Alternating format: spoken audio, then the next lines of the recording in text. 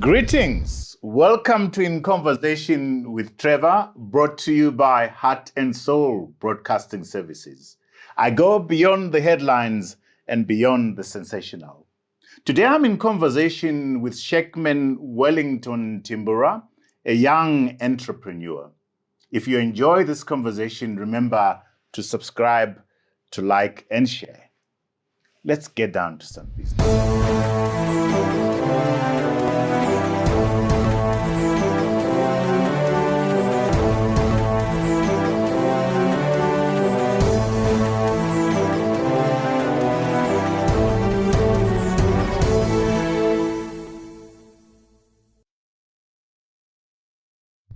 Shakemore Timburwa, welcome to In Conversation. Thank you so much. Say Trevor, it's an honor to be on the platform. It's an honor to have you here. Shall we share our little fight behind the scenes? Definitely.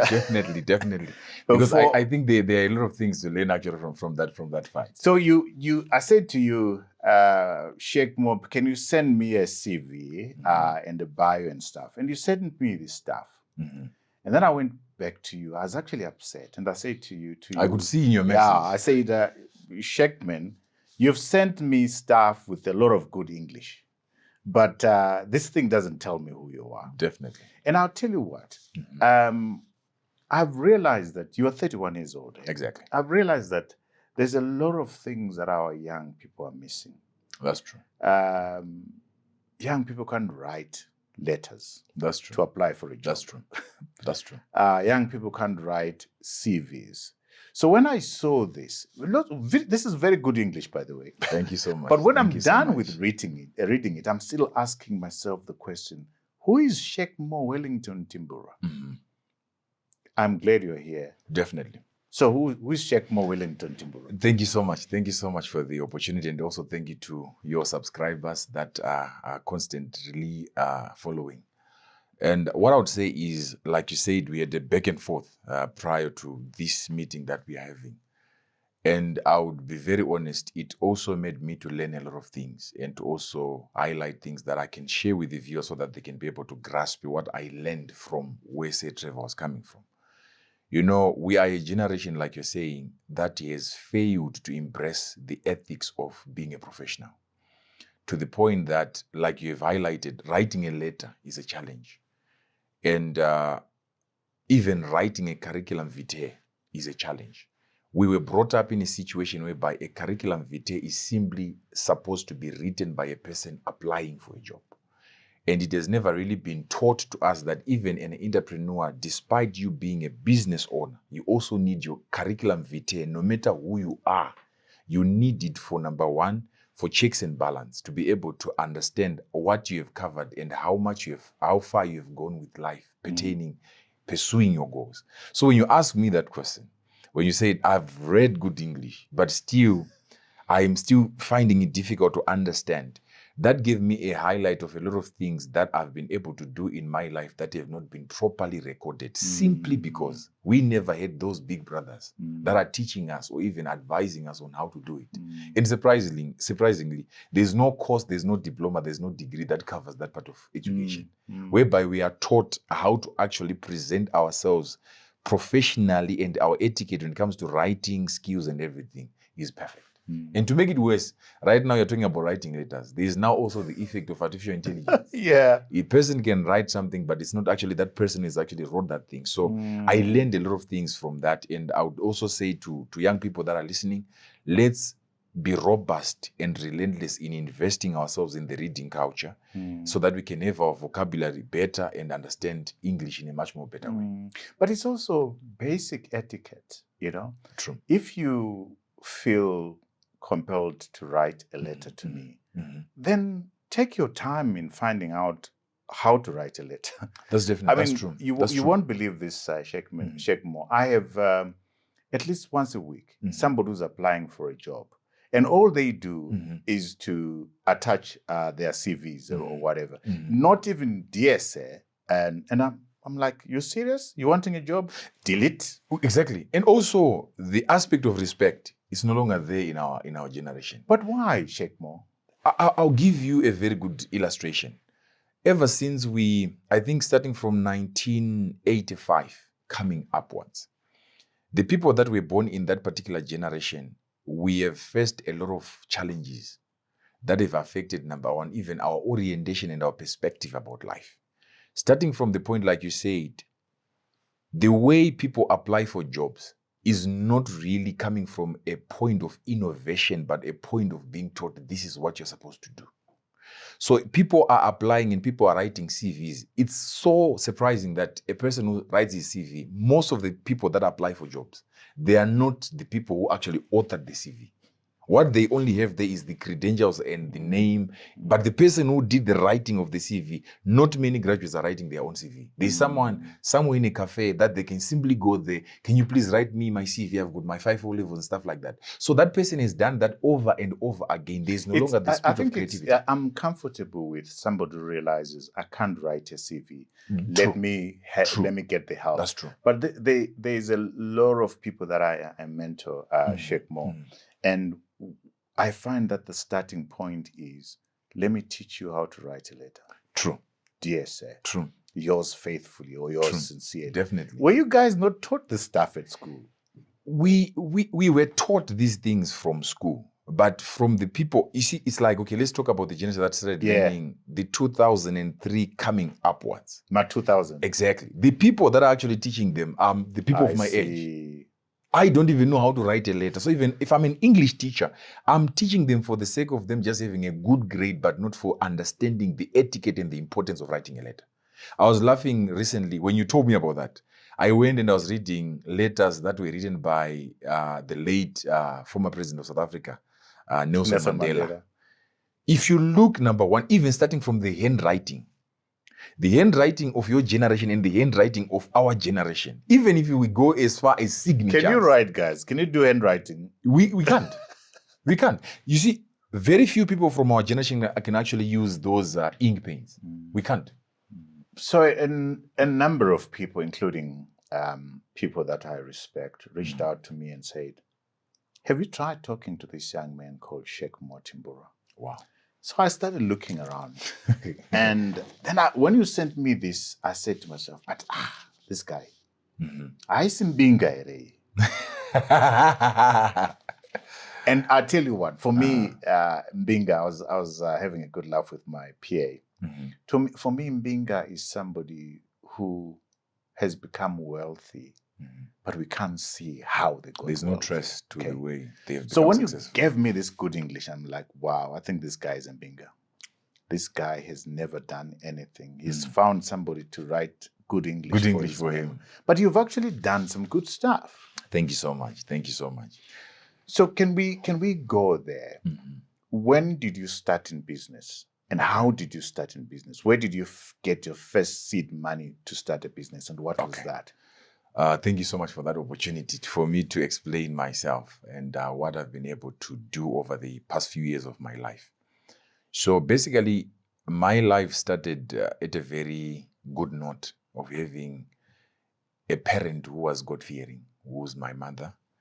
And it's very unfortunate, but to a certain extent, I think it was a privilege that God gave me to learn life the different way of being raised by a single mother in the absence of a father figure. So she raised us in a way that she did everything in her power to be able to give us the best life that she could afford. And my mother, she's a civil servant until today. She's a teacher. Right now she's teaching in Manicaland at a government school. So you understand how civil servants live, starting from even 1990s when I was born. So she raised us, and at a very young age, we never really had a very solid relationship from my father's side. And the most unfortunate thing was my father was actually the breadwinner of where he was coming from. He was the big brother that everyone was looking up to. And he also served in the ZDF. And because of the nature of his job, he was rarely home. And he also then had the effect of having many wives.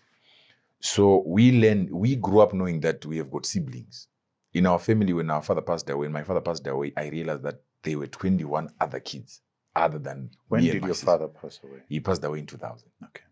So, you know, that type of a life whereby your mother does everything to make sure she supplies for you. So we are two in our family, me and my sister. My sister was born in 1982 and I was born in 1992. So my sister had the privilege of going to a boarding school because my mother, by that time, they were getting decent salaries and everything was okay. So what then happened was she was teaching around Marange area. So what would happen, she would wake up every Monday morning around past 4 or 5 a.m. Then she would go to the lifts. And then for her to be able to have sufficient funds to sustain us, she would not commute every day. So she would go to school the whole weekend, then she would come back home on Friday. Wow. So I would then be left home with the child, who was my child minder, and my grandmother. So I was in the custody of my child minder much of my time and my grandmother. And then my sister was in the boarding school. So I started seeing, at a very young age, I started seeing when my mother is not there, even if she has bought groceries, but if there's an immediate thing that is required at home, we only have the maid and the grandmother. The grandmother cannot do anything. The maid will just explain there's this thing that is needed. So we'd have to wait for my mother to come back on Friday, then that thing will be then, if it's the pantry, it will then be replenished. So that then started giving me a sense of trying to find if I can get $1. Even before she comes back, I have to make sure I replace, if it's sold, I replace it. So it gave me a sense of responsibility at a very young age, to the point that, now I'll be very honest, so that some people can learn from my own mistakes. You have to be honest throughout Definitely, today. definitely. Otherwise, we're going to catch you out. Definitely. So, you know gambling. Yes. So I started learning gambling, whereby I would go and play How cards. old were you when you started? I think I was gambling? around 13. Okay. 13, 14. What kind of gambling was this? You know the gambling of playing cards? Yes. Whereby you Okay. playing Craze 5, and then if I win, you give me $1. If you win, I give you $1. And then we had another one, we call it, the Jack Jackson, so Gurama cards. So they are playing cards, you split them into two. When you split them into two, I'll pick a card. So if I pick a card, I'll say a jack of black spades is going to come on my side. So we're playing, so you're the one who's going to be, I split the cards and then I pick a card without seeing. So you'll be dropping the cards this side, this side, this side. If the card comes to my side, you pay me. So I started playing those games, and I became a very good guy in that game, to the point that I would raise at least $5, $10. That was enough for me to be able to go and buy 1, 2, 3, 4 things. And I would make sure my mother is not aware of that. Wow. Right.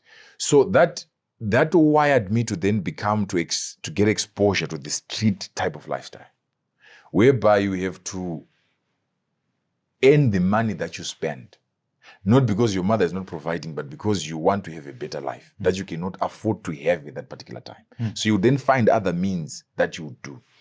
So when that happened, then sorry to barge in. At that time, were you going to school? I was going to school. What grade were you doing then? I think I was now grade 6, getting into grade 7. Okay. Right.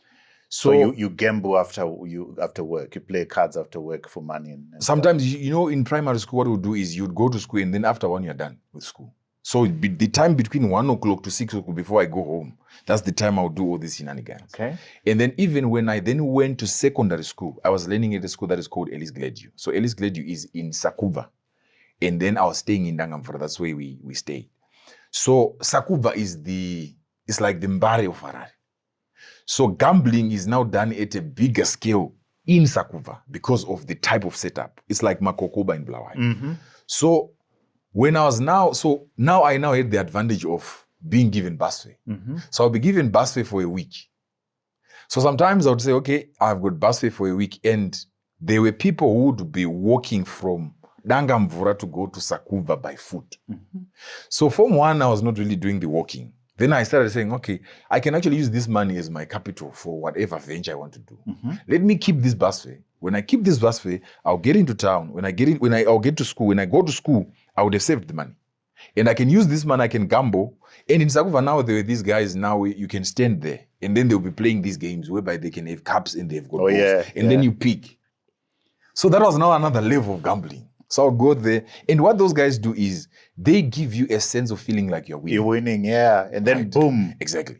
So the first day, I think they realized that this young man is always passing through. So I would go there and I would observe. I would go there and I would observe. And I would go there and I would observe. So these guys, they had done that for a very long time. They know students that are learning in this particular school, they've got busway.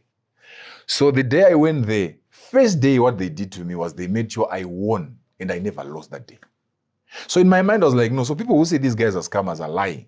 How come these guys allowed me to go home with your money? With my money, and this money is actually doubled. This money can actually take me the whole month without even requesting for bus fee. And unbeknown to me, this was actually now me being really entrenched. So I went home, I spent the money, and you know when you're given money and you spend it willy-nilly as you want, you don't feel like the person who's on the other end of the stick cheated you in any way. So even if you come back tomorrow, you're now blindfolded, not even see. So the following day I didn't go there because I was well managed. I didn't go there. And then the second day I went there.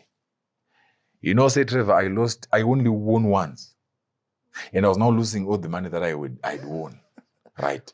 And then I lost everything. And it was at that point I realized that, okay, so I need to keep on getting more money to keep on playing. Now I was around Form 2, somewhere there.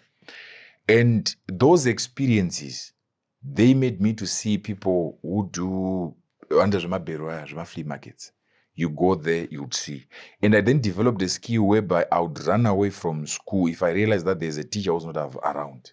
I would go and sit with these guys. And then these guys would allow me to sit on their tables and I'll be shouting in the flea market. You know, they order.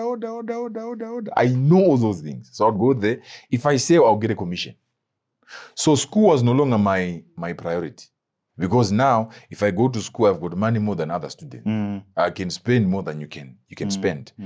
And it was at that point I started learning. I learned it from the streets, but I started understanding to say I can never be able to sustain a lifestyle if I don't have something that gives me money to spend. My mother is getting a salary from work, but at the same time, she's not getting sufficient to be able to supply for us, though she's trying her best. And the other person who gave me life lessons that I will never forget is a father, my grandfather. He had a farm. You know those 99-year lease farms. So every holiday. I'm going to stop you there, sure, so that we take a break. So when we come back, I'm looking forward to hearing that story. Thank you. Of the lessons that you got from your grandfather. So please don't go away. Join us after this break. So I've always been a person, if I see someone who knows something that who has got something that I don't have, I know that person knows something that I don't know. Greetings. My name is Trevor Ncube, host of In Conversation with Trevor, Zimbabwe's most engaging conversational show. I go beyond the headlines and beyond the sensational. We've brought before your screens change makers from arts, business, and politics, and from the region. Please join our growing community of viewers. Subscribe, like, and share. Welcome back to our conversation with young entrepreneur Shakemore Timburwa. I forgot to ask you, by the way, Wellington, where does that name come from? It's a very interesting story. So my father was in the army. He was an avid reader. I think because of the way, that's what I got from his little brother, because I didn't really have much time to talk to him because I was young. But when I then started asking and inquiring what kind of a person was he and what kind of a man was he had the privilege of sharing friendship with some of the greats that we have, the likes of Tongogara, the likes of Chitepo. They were kind of in that clique. So they are people who self-taught. So I was told he was an avid reader of Shakespeare. That's where actually my name was coined from. Wellington. Right. Then he wanted to give me a funny name.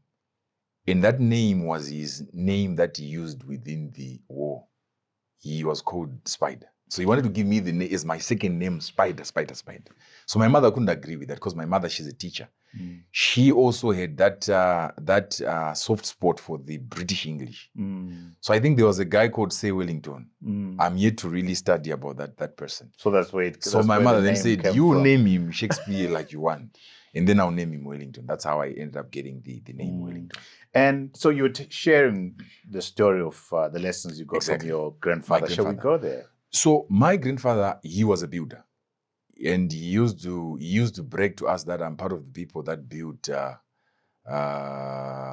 there's the Morgan School. He is part of the people that built that in RBZ. So he would always brag to us that I'm a builder. So he was a man who was able to establish his life. And What was his name? He Do you was remember? called John. Okay. Yeah, John Jirivengwa, that was his name. So he had a very functional farm. And he had a privilege that because of his jobs that he did, he was part of the people that also founded as a contractor, a person was contracted with Willardale back in the day. So he had that entrepreneurial mindset. So he had his farm, he had his cattle. I remember those days when we were young, my mother would make sure every holiday we go to my grandfather's Rural areas. And our father's side, the farm, sorry. a farm, exactly. My father's side, we never had a farm. We had, those reserves in Sarpinda. So it's just a very small place. If you want to go do farming, kununozuma garden. So we'd go to my garden. So my mother knew where these guys can actually learn life is from her side. So we'd go there. He would teach us how to milk cattle, how to head cattle. That's when I started understanding the paddock system. That's when I started understanding the aspect of doing agriculture, how to hold that gauge, the plow. The plow. How do you adjust it really deep? How do you all those things I learned from my grandfather's side. So, and he had those grinding milling mills.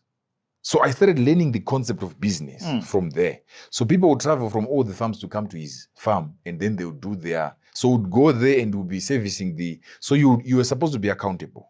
If it's your duty to be in the milling mill, you go there and you have to know the number of the people that came and the number of the people that you've been able to service. And then after that, you'd be accountable of the money that you've been received. So you have to make sure that money is in a safe place. And then after the whole day has been done, you would make sure all the residue from the milling mill, you make it stock feed. So it was the duty of the person. So you use everything. Exactly. So it was the duty of the person who was there to make sure that stock feed, you then make sure you prepare it properly now for the fowl. And then you teach us how to skin, how to kill a cattle, and the importance of the leather skin, how to dry it, and how to make sure Wow. You teach us all those things. You've gone through this life as a young person. Exactly. You're gambling, and then you've these lessons from your grandfather. Exactly. And my question then is, when do you actually start your first business, and where do you get the money to start your first business? So, me going to Sakumva in Dangamvura by foot, that's the time the United Nations was now talking about global warming during that time. And by that time, our country was plunged with a lot of load shedding. And those that come from Dangamvura, they know Dangamvura is more like in a valley. So for you to cross over to Sakuva, there is a mountain. So no one's Bagomo. So people would migrate from their houses in area 14, area 16 from Dangamvura, and then they'll start chopping down trees in the mountain. If you looked at that tree around 2004, 2006, 2007, 2008, it was green. But during that time, because of the electricity crisis, the deforestation was happening at a very, very robust rate. And we went for a debate from Elise, because I was a good debater. So we went for a debate where we were debating about climate change and the disadvantages of climate change and the problems. And that's when I started learning about a thing called clean energy and LPG gas. And by that time, the only company that was doing that, it was not yet rebranded Zoa. They were giving people, so people would go with their canisters. And every service station would have these small outlets whereby people would come and go there, and then they would fill up their things. By those days, it was not popular. So me, I'm looking, okay, so this entire mountain, people are cutting down trees. And these guys are saying this is going to be prohibited. And by that time, that's when EMA started to become popular. And the tickets that were coming from EMA those days were very high. So I was now realizing, okay, so there's need. Where I was coming from, there was no one in Dangamvura supplying gas. Because mainly you would see gas depots, small gas depots at the service station. So I knew, okay, so this thing, in Dangamvura, there's no one with that thing. And this thing can actually burn, this thing can actually cook. And by that time, internet was now becoming very popular and YouTube was becoming very popular. So I started researching about that. And I remember doing an investigation of how much a gas tank costs and how to fill up a gas tank and how to dispose it. And the risk that was there was this thing can explode. And we were told this thing is like a bomb. So I was prohibited to, because one day my mother, I got a canister that was empty. And I was studying it. So how do you actually put liquid? I didn't understand the concept of liquid petrol. How is this thing liquid? Yet it's just like gas. So my mother saw me doing that. She thought I'm going to, because by that time, I remember people were not really well educated. So people would burn houses with gas. So my mother actually prohibited, don't touch that thing. Mm-hmm. Then I got the prices of the gas thing. By that time, I think they were around, the current dollars, I think they were around $15, somewhere there, a small canister of $3, of 3 kgs. So I bought my first 20 kg canister. I didn't tell anyone. And then I had a friend of mine who was called David Mkwekwezeke, who stayed in Sakuva. So I kept that gas tank at his place. And then I raised, I think I raised something around $20, the current value. And then I went to my mother. To my mother, I then shared, if I can be able to do this, I was in Form 3, if I can be able to do this, Form 3 getting to Form 4, if I can be able to do this, this can actually give me money. So my mother, by that time, she was doing extra lessons. So people would come at our house and then she would teach those students and then she would have money. So because by that time, I was so stubborn to the point that I was not going to church. Yet she was the youth advisor. So she wanted to win me over, that if she gives me the money of what I want, I would go to church with her on Sunday. So she gave me $100. And that by that time, those $100, I think she had received money from UK. But it came as, I don't know if it was pounds or dollars, but she gave me $100 bill note. US? Yes. And then I treasured that money. I kept that money for about 2 months. When I kept that money for about 2 months, then I found someone who could, because I was not allowed to go and buy because I was young. So I had found someone, David's big brother was the one who then helped us, was called Obey, to go and buy on our behalf. And then I transported that thing. And for me to be able to transport that thing with the commuter omnibus, no one wanted it in the commuter omnibus. So we got a wheelbarrow with my friend. We drove that wheelbarrow all the way from Sakuva to Dangamvura. And now I was going door to door to say, this thing is very good. You should use it this way. So I started by doing door to door. Even until today, if you go where I came from, there are people I used to sell gas from our own neighborhood. So that's how I started. So then fast forward, so this is then what became Energy Plus. Energy But Plus. by that time, it was not Energy Plus. It then became Energy Plus when I met my good friend Rinos. Rinos, who's been said there before. Yeah. Exactly. So Rinos Mautsa had the expertise of working in the corporate world. And Rinos Mautsa had worked with Zua. And I think he was part of the people that were actually managing the portfolio that does gas. So we met and then we are convening, we are communicating, and he's like a big brother to me. I learned a lot from him and I'm still learning a lot from him. And it's like that, our relationship. He learns from me some things and I also learn from him. So he's the guy who then brought the concept of actually having a proper business model. It was, I'll give it to Rinos. He's the person who actually taught me a company can be registered like this. All I knew was, for me to have $1 in my pocket, I need to be able to find something to sell this one. If I sell this money to this one, and there was no accountability, there was no systematic way to that thing. So when I met up with Rinos, that's when we registered Energy Plus.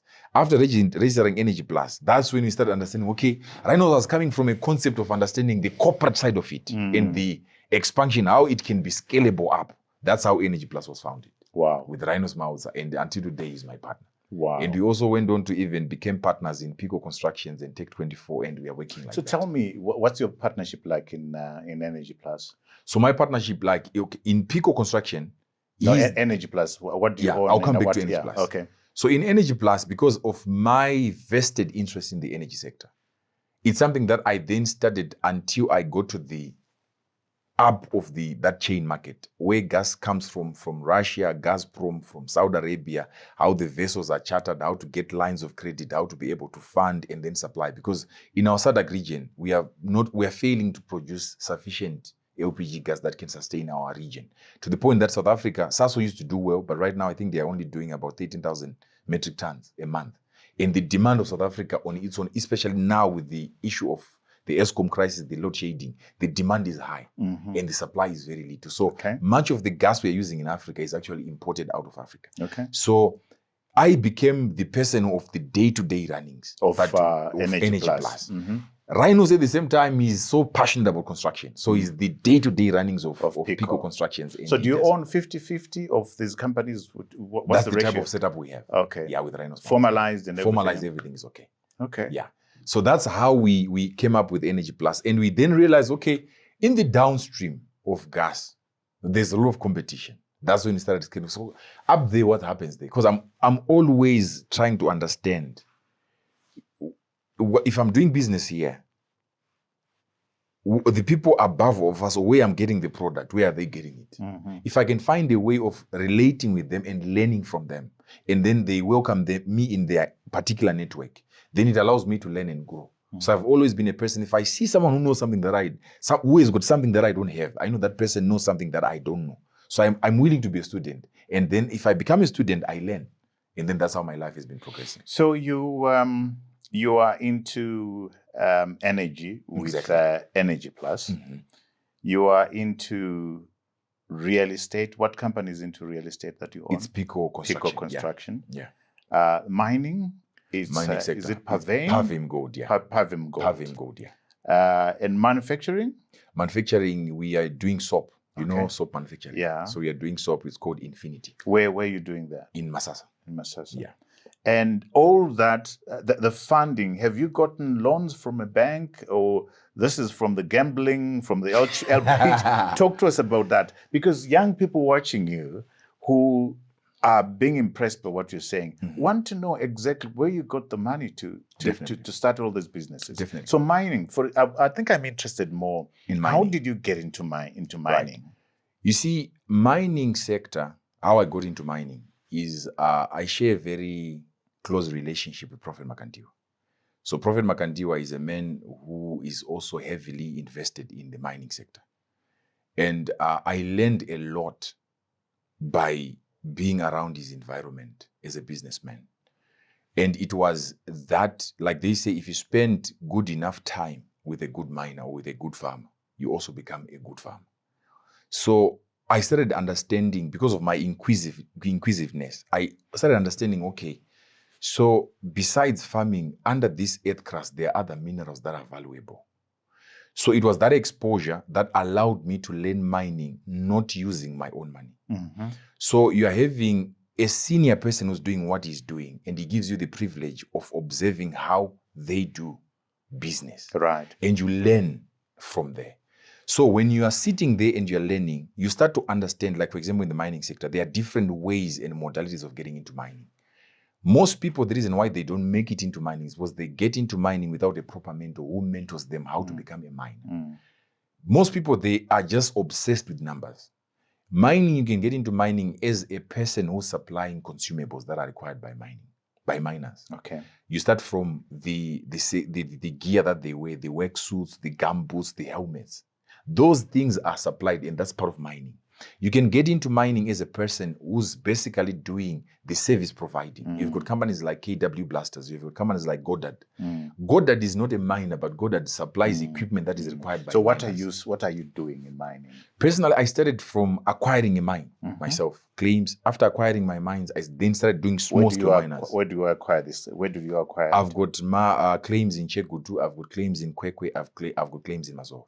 31-year-old Shakemore Wellington Timburwa has claims. Exactly. Interesting. Exactly. Do you have a big politician that's behind you, or are you doing this on your own? That's a question I always get asked. This is what I have to say. As a big brother, say Trevor, I think let's take a break there. Okay. And when we come back, don't go away. Shakemore is going to respond to that question. Does he have a political godfather that's finding these mines and businesses for him? So please, join you on the other side. Firstly, I would say that was not my goal. But that thing happened during the Gold Mafia thing.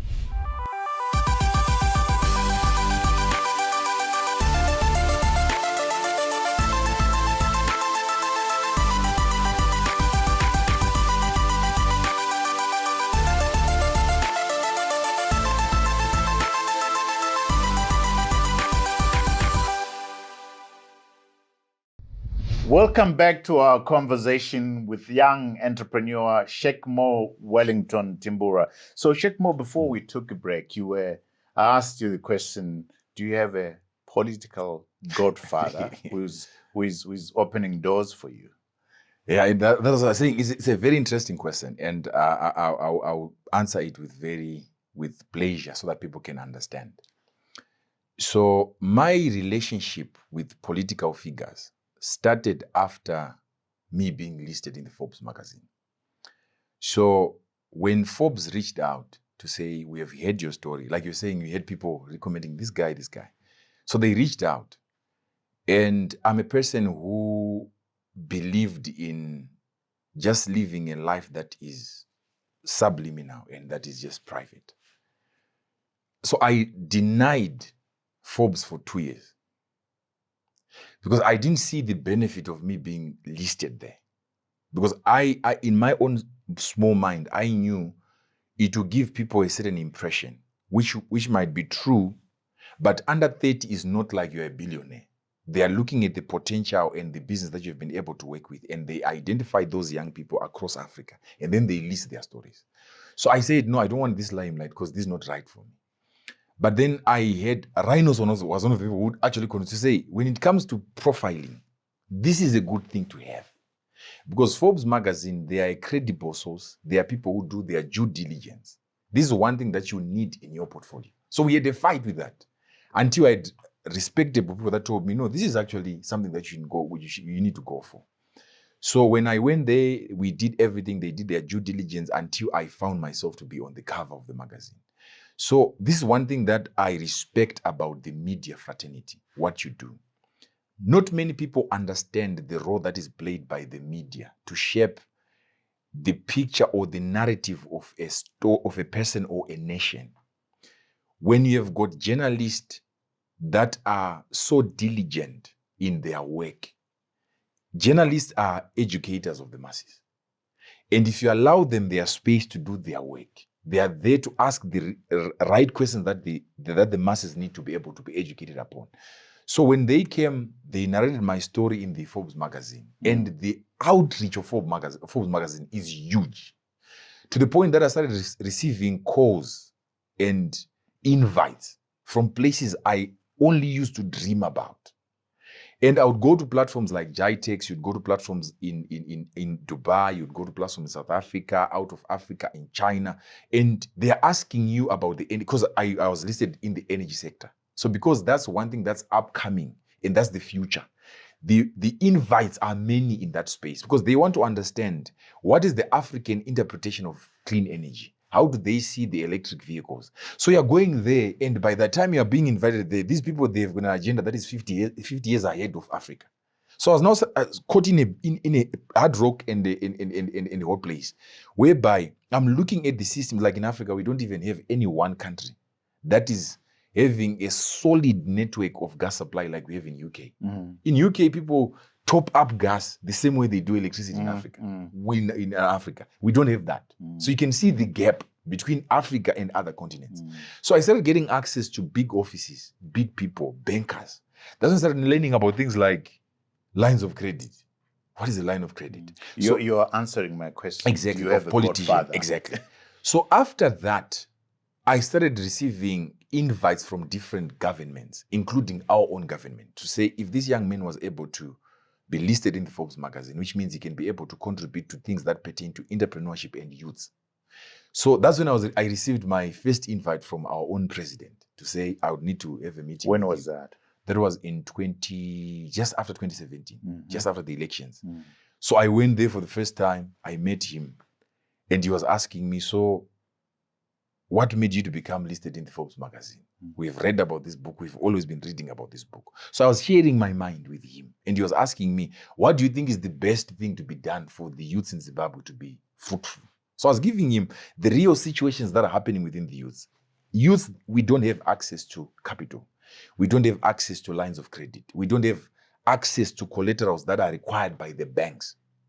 And I remember in that discussion, we were discussing about the youth bank. I said other nations, they've what they call the youth bank, whereby the government deliberately funds that coffer so that youths can be able to come and pitch. And then if the idea is bankable, the government then comes in and then support that kind of initiative that the youth has come up with. And I was happy that was implemented. But because of the volatility of our politics, what I've observed over the years with that particular entity, it's only mostly ZANU-PF young people who go there. But that initiative is basically supposed to benefit everyone, whether you are from which political party. So is the president your godfather? Yes, he is my godfather. He's your godfather? Yeah, he's my godfather. Even in business? Even in business. I've learned a couple of things from him. And for the fact that he is almost the same age of my father, I look at him from a point of a father figure. And I respect him in that regard. And so when I'm saying he's a godfather, is he, do you represent some of his interests? Does he open doors for you? No. Okay. No. So when you're saying godfather, try and unpack that for me. What do you when mean? I say godfather is for a head of state, or for a person to become a head of state, it means they possess a certain strength that has propelled them until they become the first citizen of a nation. So I'm a person who's obsessed with documentaries of great people. So him being a head of state, it means there's something that he has knowledge over, that if I'm ever going to become successful in any endeavor I venture into, there are traits that I can be able to pick. So he becomes a godfather from the point that if I have an opportunity, or if I've got something that I feel like this is complicated, I need to understand, you take it to him. I take it to him and I ask him, you being there where you are, how were you able to acquire your success? Because you were in the systems of this nation starting from a very young age. How were you able to make it from that age? How are you making decisions as a minister of justice? And he helps you without expecting to be a partner? Exactly. No, not even. Not even. There's a perception, Shakemore, which I battled with as I was planning to have this conversation with you. There's a perception that you are a beneficiary of the president's political clout, that you are a ZANU-PF youth who is benefiting corruptly from being associated with the president or the party. Do you want to respond to that? Definitely, I would definitely respond to that, because it will help people to understand. You see, one thing that has been distorted within our country and also even in Africa at large is the failure to separate the president and the presidency. The presidency is the functionality of the office of the presidency. And it comes with different people, different departments, which is what we call the OPC, Office of the President, the Cabinet. And then there is the president, who's the steering person in that particular, if it's a term, he's the steering person over the president.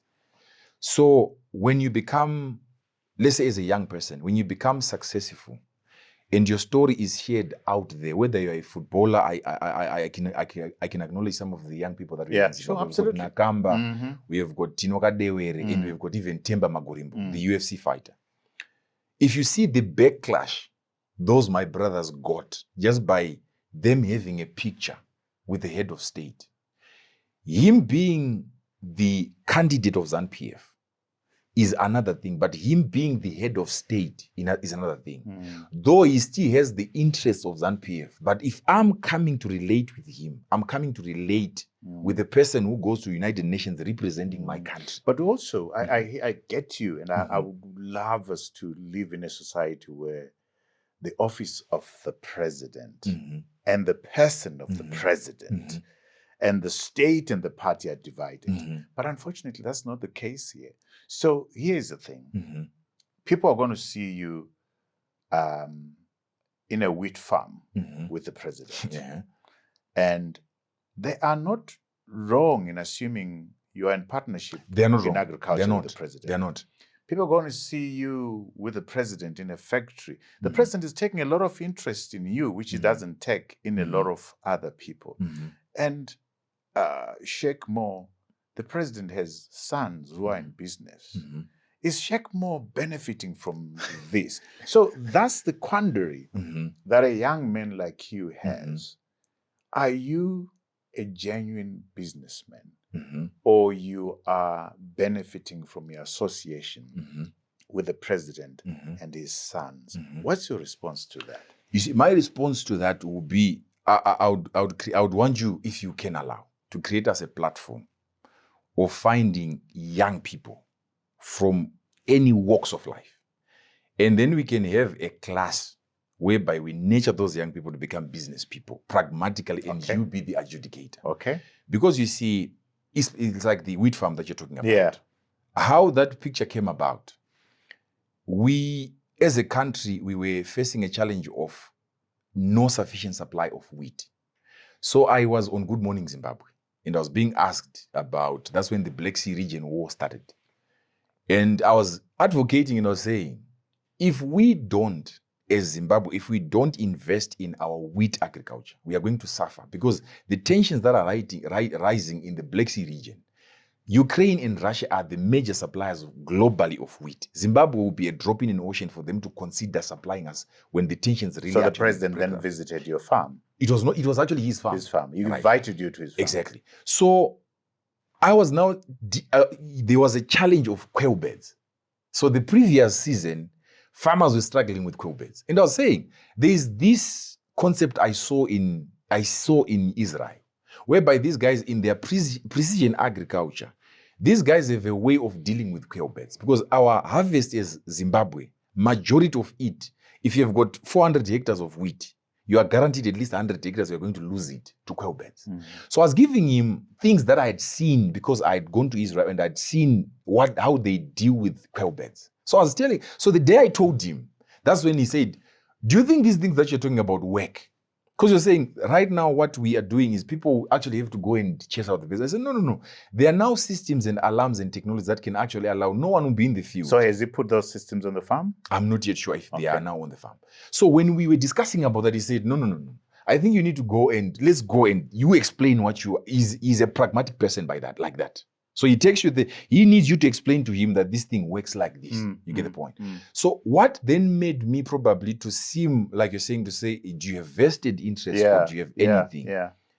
If there's one thing that I can be able to do for my generation, if I've had the privilege of meeting a head of state, which I know it's not a privilege to many young people in Zimbabwe, I should try by all means to prove that as young people, we also have what it takes mentally to support the government and to support the nation so that it can become a fruit basket that is with different things that can benefit the young people. But the biggest challenge I face as my big brother, I'll tell you honestly, is you're going to people that have already painted you with a brush politically. So even if you're truthful, I've said this, I remember when I once had an interview with Ola. I said this, if there are young people who want to get into mining sector, I'm willing to dedicate myself and to even engage the Ministry of Mines so that we can have a special wing for young people that they can get into mining in different modalities of getting into mining that can be done for young people to also understand What's what been mining the is. response to that? I've pitched that. The same way I've pitched to say, my brother. Are people coming across to you? People come across to me, but we are failing to find a way of having a person who's not part of the government for us to be able to have something that can be seen by the world that these guys are doing this. That is not politically inclined. Why? It's because people, they come with problems. When you come up with a solution, no one wants to follow up. So you've tabled two very important national issues, which to me reflect the toxicity in our country. True. So you are seen with the president.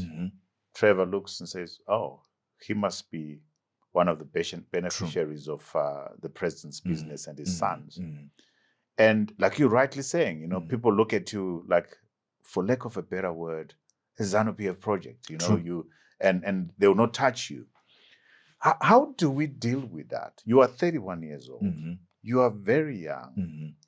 You could have influence in getting rid of this toxicity, so that when I'm sitting with you and people looking out at you like that, all they see is Shakemore, Wellington, Timburwa.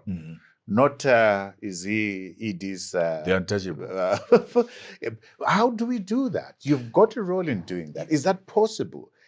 Are you contributing to it in a way? What do you think? I mean, I'm asking you too many questions because this is a very important issue. You see, as a big brother, my answer will be there is a solution to this. Okay. To this problem. And the solution to this problem is we need to get back to basics, whereby we avail platforms of conversation like this one, but we grow this platform with live audience that is coming from all walks of life. Let's say, for example, we're having a town hall meeting like this, let's say in 7 Arts, and there are young people that are there that have got real problems that we are going to discuss and table. And if it means we need to take them up to ministers so that they can address them, then definitely they need to be addressed. I can give examples like right now. The president has declared that the drug abuse has become a national crisis. That's a generation that is being wasted. In as much as we can laugh about it and everything, but that's not a good thing. Your generation was preserved simply because you had people who were watching over you. As young people right now, we are so entrenched in consumerism. Instead of complementing each other, we are competing against each other. Instead of me complimenting Rinos Mautsa or complimenting Eugene Peters or complimenting a person of my age or George Billionaire, I'm not going to compliment them because I'm competing with them. I don't observe and I don't identify their strengths simply because I'm competing with them. You used to have, those movie houses whereby you would go for a movie house and you would sit. We no longer have town hall meetings in our generation whereby issues are really debated, discussed. And if it means after that discussion, we come up with things and resolutions that can be handed over to the president. It's like right now where we are, my big brother. We are looking at a man who's now in his second term. And when it comes to a person who's in his second term, one thing that probably might be his focus is legacy management.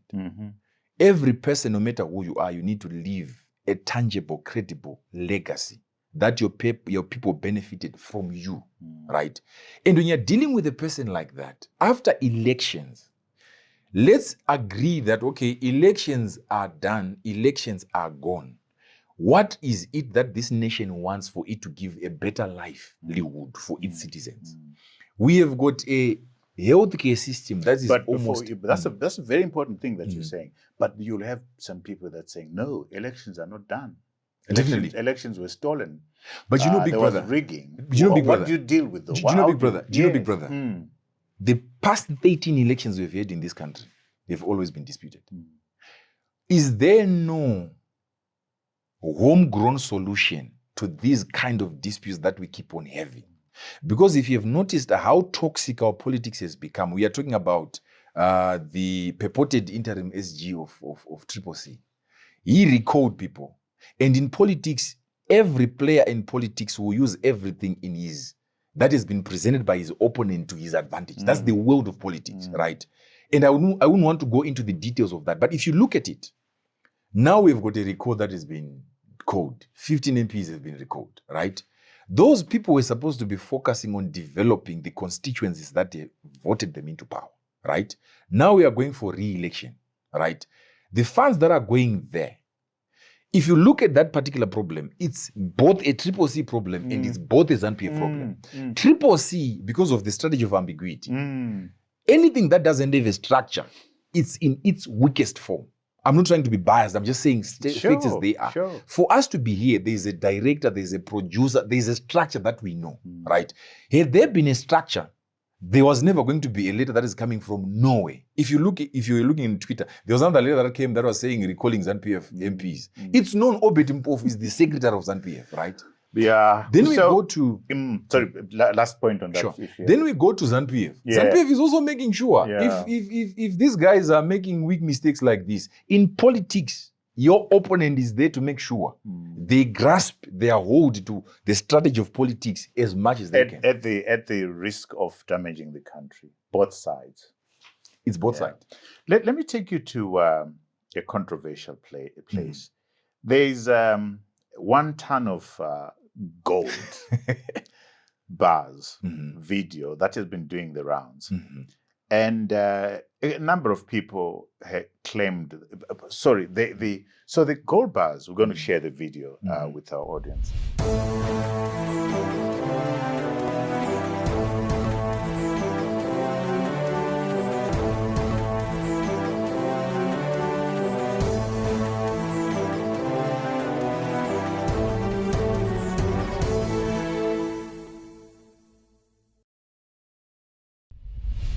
Has Shakemore Zimbabwe. And there's 1 ton, which is supposed to be 54 million. Was that your gold? Firstly, I would say that was not my gold. But that thing happened during the Gold Mafia thing. And that's what, from my own perspective as an individual, that's what made me to have a lot of doubts on the documentary. Because if you check on the documentary, if you watched it, there was no way my name was mentioned in the documentary.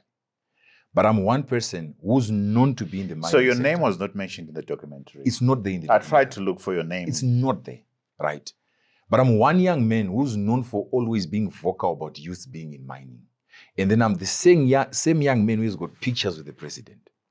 And we've got a documentary that is coming, and then it's putting the president as the person who's the chief orchestrator of whatever gold looting that was being purported by the video. And then, because in the entire documentary, if you looked at it, there was no place that proved that gold was smuggled at this point. It was a person with a suitcase, and the person is at the airport. And then the narrators of the documentary are explaining this is how looting is happening in Zimbabwe, but there's no evidence. And one morning I woke up, the whole Twitter was in flames, and my name was everywhere, right? And I've got plenty messages on my phone.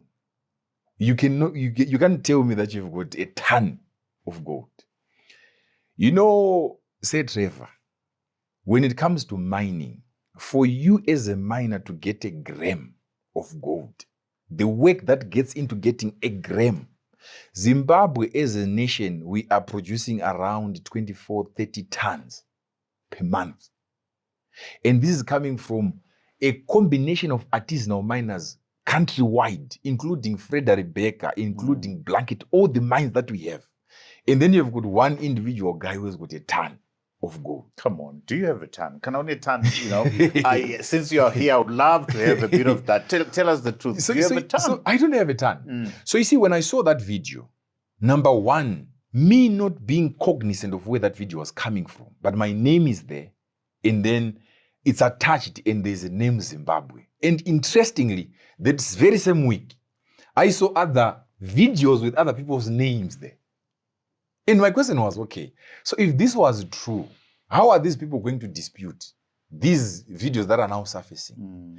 Which means we now have a lot of echo chambers that are leading and propelling misinformation to the point that no matter how much hard work you put in Zimbabwe, never, if you make a mistake or if you are seen standing with any politician, whether it's the VP or whether it's anyone, and you seem to respect them because we are raised in a moral culture which allows me, if I see you, you are more of like a big brother to me, despite your political affiliation. We should be able to do politics, but at the end of the day, disagree, but relate with love and one accord as brothers and as Zimbabweans. But that is gone to waste. Do you know my political affiliation? Unfortunately, I don't. So do you think somebody set you up? And if they did, why would they do that? Personally, I've got every reason to believe that someone really is working overtime and was working overtime to set me up. Because number one, that moment, our politics were too volatile because we were heading towards election. And for lack of a better word, how can I not be part of the documentary? But then at the same time, I'm the person with the gold that is circulating on Twitter. So if you look at it, it's a build-up of trying to prove a point. What's the point? The point is gold is being smuggled. There's a person with 1 ton of gold. And we've got facilities that are depleting. And this person has got, if you check, that tweet was talking about how that 60 million can be able to build how many hospitals and stuff like that.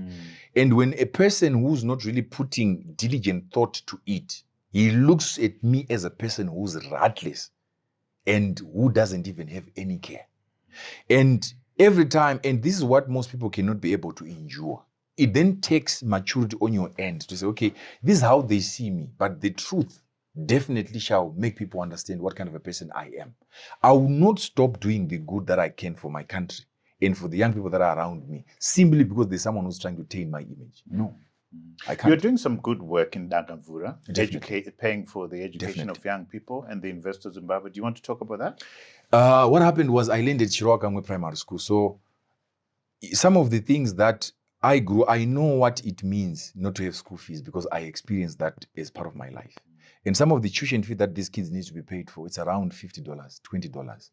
So I believe, even from the biblical context, God blesses me so that I can be a blessing to someone else. I'm one guy who believes that if I get a privilege, that privilege is so that I can be able to at least open someone's heart and put a little bit of light in his heart of hope and optimism. Though at sometimes when you do that, people, like I was saying, the toxicity, they will come and say, you're saying that because you're a beneficiary. But it's something that I've lived with, and I will not stop doing good simply because there are people who are talking negative about me. No. Those that appreciate me, their prayers are what if I see one person happy, that one person is worthy 1 million people on Twitter who can be attacking me. I don't have any problem with that. So you've obviously made some money. Have you? A little bit. A little I'm bit. comfortable. You're comfortable. Yeah, I'm comfortable. With these accusations out there of gold smuggling, the allegations that you might be involved, suspicion that you might be involved, the videos that are coming out, the corruption that's in the country, the suspicion that you are in with the president and the family in business. How do you respond to those allegations? My ultimate response will be, when you are close to something, you start to understand what people go through. When I was growing up, I used to read articles about people accused of stealing. You only understand how that is detrimental when you are in that same seat or you're wearing the same shoe that person was wearing when you were young.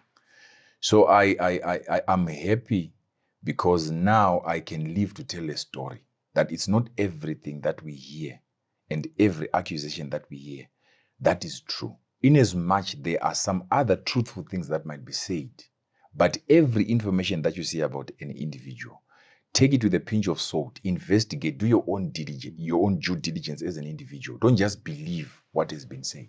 Because that's one thing that has really destroyed our political environment, to the point that, if you noticed, most members of parliament are not willing to take up interviews with journalists, simply because you're going to sit at a hot chair whereby you're being asked a lot of questions that are not truthful. And if you are not eloquent and articulate enough, you will leave that place as a person who committed that. But that's the crime. point. That's the point where you actually, what you've done here is beautiful. I approached you after being asked, and you've spoken your mind, and you're responding to these accusations. And the other question I'm going to ask you, so to that point of ministers, I think they are not confident enough to sit where you're sitting. I challenge them. There's a few of them that can come and sit there and face me. Chris Mtsonga perhaps, would sit there and... No, I saw your engagement in Vic Forbes. Yeah. Most of them are scared of talking because they're afraid that the president is not going to approve of what they're saying. But you know what I would say about that? Yeah. As a big brother, listen. The reason why a person is called an honorable member of parliament, it's a position of honor. And the reason why I believe a person is called His Excellency as a president, it's because of the level of excellence he needs to exude in that particular job. It needs to exude. Exactly. So if a president appoints you a minister, what it means is he has honored you. What you need to do as a minister is to give him back the honor by being a person who does performance legitimacy. You get the point? Because what happens is, if you are appointed a minister, and after you're appointed a minister, you are not availing yourself to the problems that are there, despite whatever ministry is there, to have interactions with people, to talk with people. What you're doing, you are giving a backlash on the person who appointed you. Exactly. You get the point? Yeah, that's a good point made. The last point I'm going to ask you before we go to books, you're writing a book. Definitely. I would love to hear what books you are reading is. This is a stupid question for me to ask you, but still I must ask you. Can you put your hand over your heart and say the money that you've made is clean money? Like right now I can put. And clean money. I can even say in the name no of Jesus. blood shed for you to get the money. Not even anything. No corruption for you to get the money. Not anything.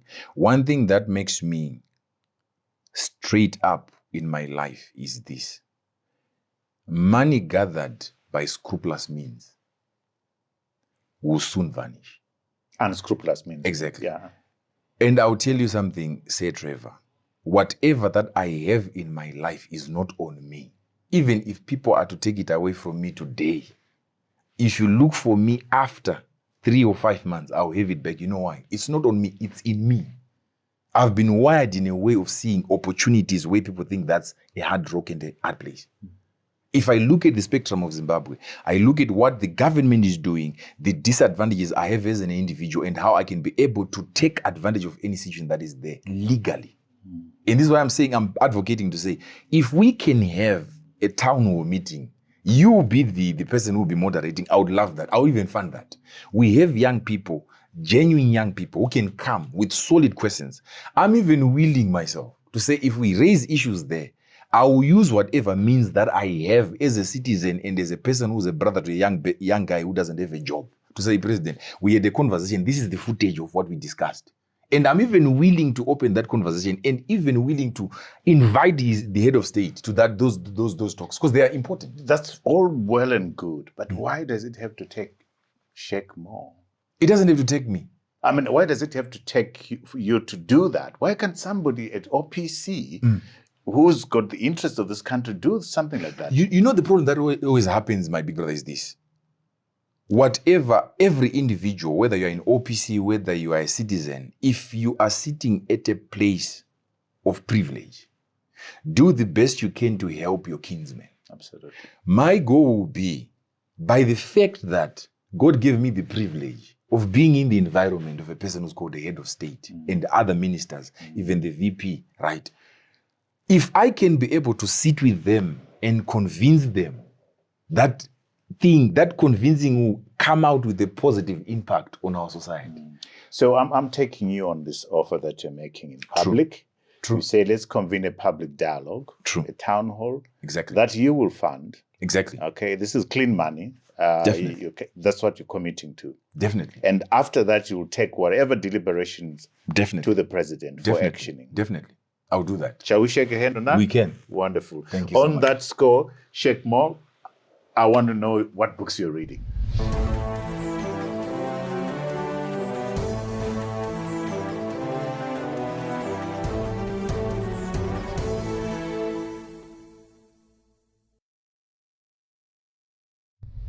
I know you're writing a book, like we said, but what books have you read, rather, that you recommend to our book loving? I've read a lot of books. I just want 3 books. And one book that I would recommend to everyone who's watching is My Vision, Challenges to Excellence by Mohammed bin Rashid, the Prime Minister of UAE. That's a very good book. And then I've also read a book by The New World Order by Ray Dalio.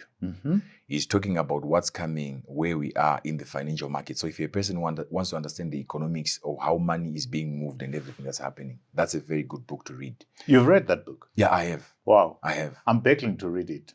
Really? It's just over me, I've put it aside. No, it's a good book. Really? It's a good book. Okay, what other book? Then the other book that I would recommend people to read that I've read is The Prince by Machiavelli.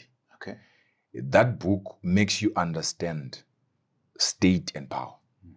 And when it makes you understand state and power, it's very critical to every person who's in a nation that is governed to understand how power works and how economics work and how you can strategically position yourself. Because in chess, we say a powerful move only emanates if you're strategically positioned. So if you don't understand politics, even as a voter, there's nothing as painful as voting as an ignorant voter. Absolutely. So I believe our people should invest in understanding politics as is. That's what makes us grow in our democracy. After all this, thank you very much for those books. As you're talking about books, I am reminded to ask you this. In as brief a statement as possible, what do you think explains where you are right now? What explains the things that you've achieved? What explains the money that's in the bank?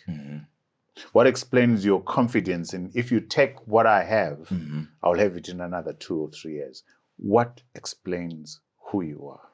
What explains who I am is the capabilities of the God that I believe in. He is not limited. He is the all-powerful. He is the all-intelligent. So Him being my God gives me every right to exhibit all the attributes that he possesses, either be it wisdom, be it intelligence. If I am a beneficiary of him from understanding the Bible, if he could allow people like Peter, and the Holy Spirit would say, don't be thoughtful of what you're going to say. When you stand there, I shall make sure your words are eloquent and articulate enough, despite how uneducated you are. So that God, if I look at him and if I read the pages of the Bible and I see what he has been able to do. You've got a degree in theology. Yes. Where did you get this degree from? I did it at Hatfield Institute. Yeah. Okay. Where's that? It's led by Apostle Tabgash. Okay. Yeah. Of Hatfield's ministry. So that's where I did my theology. Yeah. Wonderful. Shakemore, thank you for being courageous to come and sit before me. Thank you for the opportunity to have this conversation. I hope it clarifies a few issues that people have concerning you. You've answered a couple of questions that were bothering me. So thank you so much. Thank you so much for. But there's hope for where we are going. There's hope. There's absolute hope. If we have big people and mature people like you inviting young people like us on conversations that are very critical like this, it gives me hope. If young people like you yeah, were doing what you're doing, this is my first encounter with you. Definitely. So I can't say I know you. So I'm praying to know you and know you better. I'll make myself available at all costs. And I've got so many things to learn from you. Wonderful. Let me turn over now to our viewers who are all over the world to say thank you for your support. Remember, we are out every Monday on YouTube, 7 a.m. Central African Time, 7 a.m. Central African Time. And I invite you to join our 50,000 subscribers by pressing on the subscribe button, share, and like. We've gone a step further and created a website for you where all our content sits, where we also have links for your listening pleasure for podcasts. We read all your comments and we respond to some of them. We love the engagement. Let's continue dialoguing. We can only build this nation and indeed our continent through talking to each other. Until next time, cheers to you all.